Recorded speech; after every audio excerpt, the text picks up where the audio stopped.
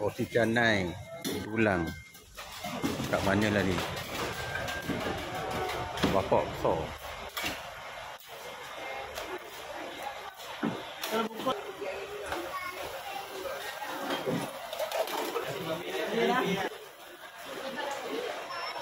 Kambing apa bang?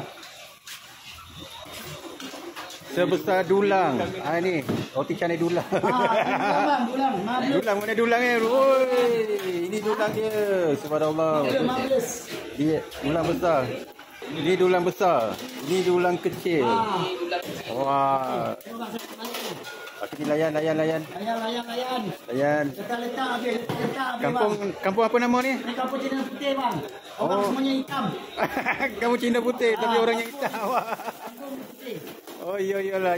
Oh, masya-Allah. Bapak besar. Kambing dia? Kambing. Kari kambing.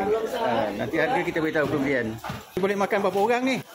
Ini makan seorang pun boleh bang. Seorang pun boleh. Nenek saya makan seorang ni. Seorang boleh berapa orang? Oh tu dia dulangnya bapak besar. Kongsi.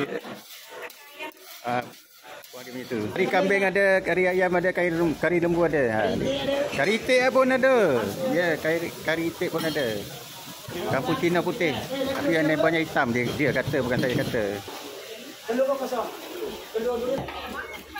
Ni dia punya martabak kot. Martabak godang ni. Godang ke gadang ni.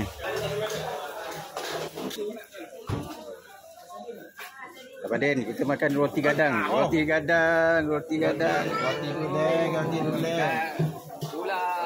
Ya, dulang. Subhanallah. Betul tak jadi apa ni? Tak jadi apa?